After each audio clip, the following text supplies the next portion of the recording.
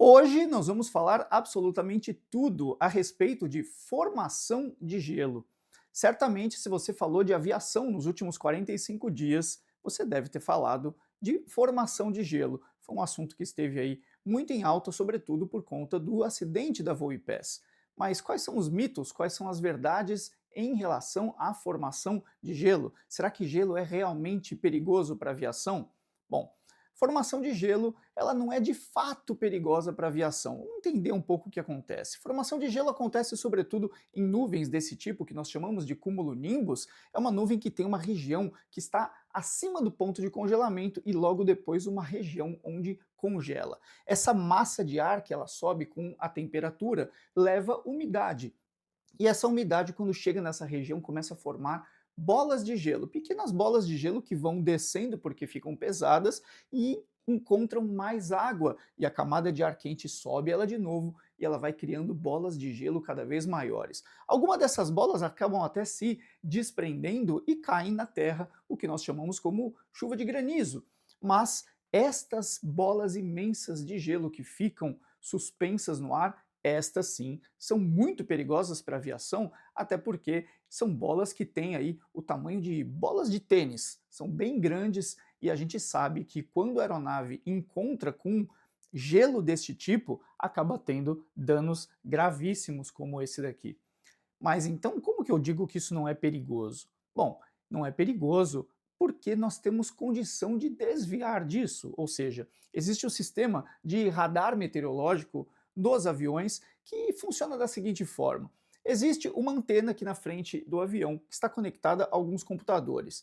Existe um computador que é o responsável pelo controle dessa antena, ou seja, essa antena está ligada a motores elétricos e esses motores elétricos fazem com que a antena tenha esse movimento de 80 graus de pitch, que nós chamamos, para cima e para baixo, e até 180 graus lateral, ou seja, para fazer uma varredura na frente da aeronave.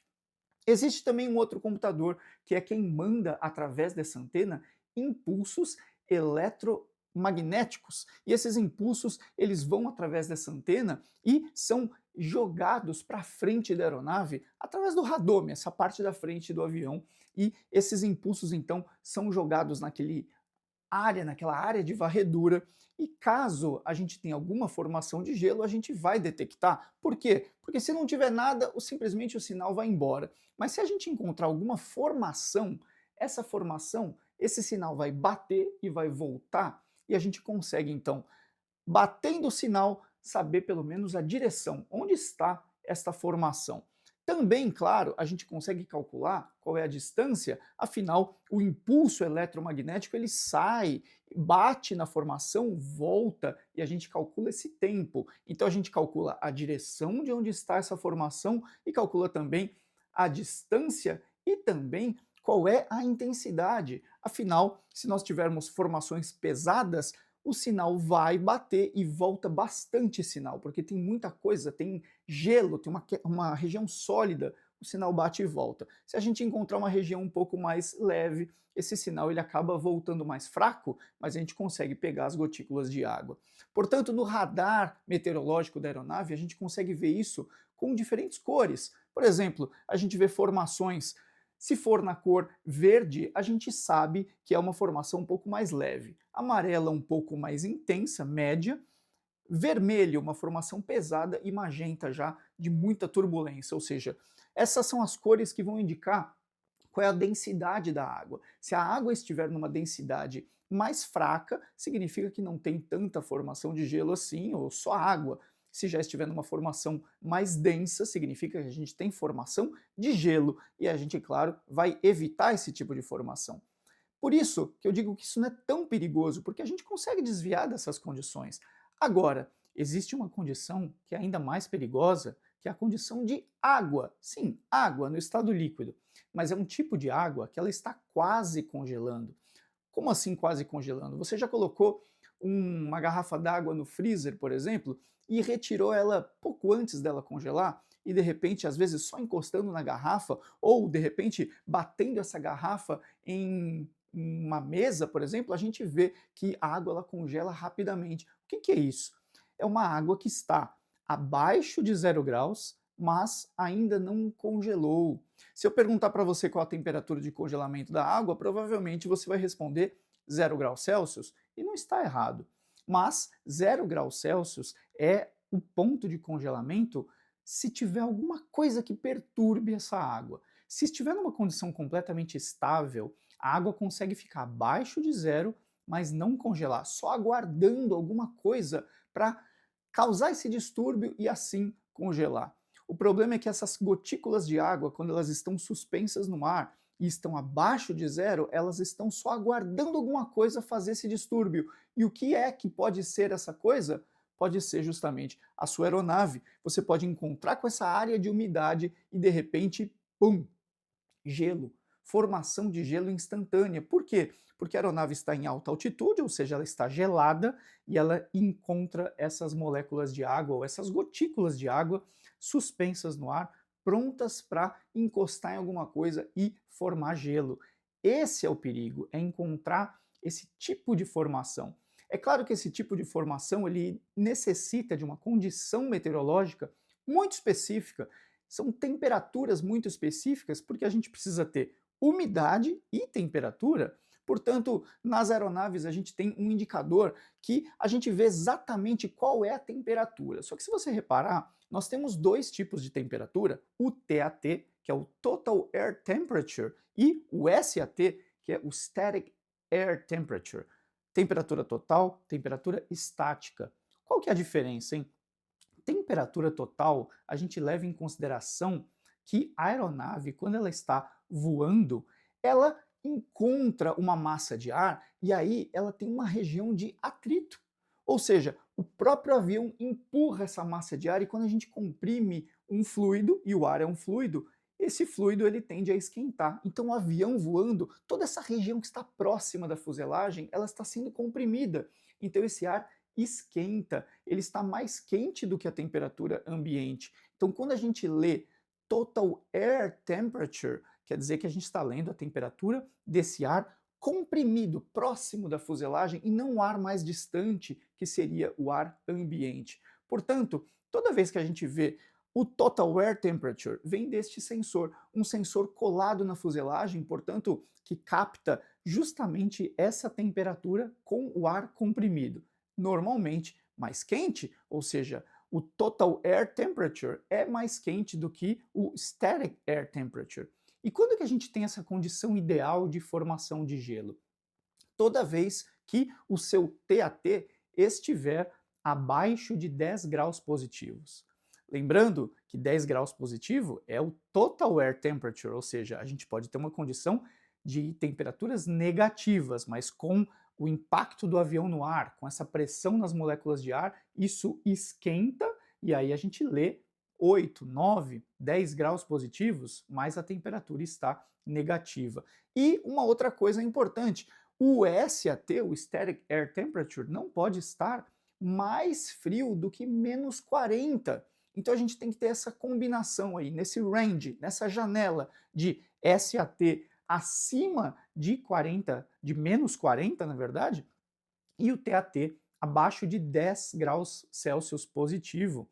Por que que o menos 40? Porque se estiver abaixo de menos 40, significa que a gente não tem umidade. E se não tem umidade, claro, não tem formação de gelo. Então é uma condição muito específica, que se a gente tiver nesta condição, é possível sim ter a formação de gelo. E o que acontece então com esta formação de gelo? Se a gente observar, aqui a gente tem uma aeronave voando numa condição dessa, ou seja, com SAT acima de menos 40 e o TAT abaixo de 10 graus positivos. Significa dizer que se a gente encontrar com essas gotículas de água, elas começam a se depositar em algumas regiões da aeronave, começam a se depositar em algumas regiões e a gente vê que esse gelo vai aumentando. E o que acontece quando esse gelo vai aumentando se a gente não fizer nada, se a gente não tirar esse gelo daí? Esse gelo começa a se acumular, sobretudo em bordos de ataque de asa, e o que acontece é que ele vai mudando o perfil aerodinâmico da asa, ou seja, a asa ela foi desenhada para que o ar passe por ela e crie a sustentação. Claro que a gente tem que ter uma velocidade mínima para que tenha sustentação. Só que quando a gente começa a mudar o perfil aerodinâmico da asa, essa velocidade mínima que a gente precisa começa a mudar. Ou seja, agora eu não sei mais qual é a velocidade que o meu avião estola, qual é a velocidade que o meu avião vai perder sustentação. Por quê? Porque o perfil da asa aqui, ele já não é mais o que o engenheiro desenhou. Ele é qualquer coisa menos o desenho original. Então eu não sei quando que esse avião vai estolar. É por isso que é tão perigoso. A gente não pode, de jeito nenhum, permitir essa formação de gelo que, note, o ar começa a ficar turbulento, ele começa a não fluir perfeitamente e a gente vai perdendo muita sustentação na nossa aeronave. Portanto, devemos evitar ao máximo esta condição de formação de gelo. E como é que as aeronaves fazem para evitar essa condição de formação de gelo? Bom, existem duas maneiras, né? A primeira delas é o que nós chamamos de de-icing, ou seja, a gente tem superfícies no bordo de ataque que inflam, né? Ou seja, bolsões de borracha que inflam e, se a gente reparar aqui, ele quebra todo esse gelo, ou seja, a gente tem que esperar o gelo formar, é por isso que chama de de-icing, a gente vai desfazer o gelo. Então, se a gente notar bem aqui, olha só, ele começa a inflar e começa a expulsar esse gelo, quebrando esse gelo e não permitindo que o gelo se forme nas asas, ou seja, a gente vai removendo o gelo que formou. Note bem aqui, dá para ver bem aqui, ele vai inflando, então ele quebra inflando, quebra desinflando e fica nessa sequência retirando esse gelo. Agora, aeronaves normalmente motores a jato, aviões com motores a reação, nós não temos o sistema de-icing, o que nós temos é um sistema que nós chamamos de anti-icing. Aqui nessa animação ele está com gelo, mas só para mostrar o que aconteceria, mas se a gente notar bem, ó, no bordo de ataque aqui, ó, das asas, ela esquenta. E esquenta ou com ar quente, ou em alguns aviões pequenos até com resistência elétrica, mas com ar quente ela esquenta e não deixa formar o gelo. Portanto, o gelo nunca é formado e a gente acaba então protegendo a aeronave contra o sistema de gelo. É claro que é preciso notar uma coisa. Às vezes, essa formação de gelo, ela é o que nós chamamos de formação de gelo severa.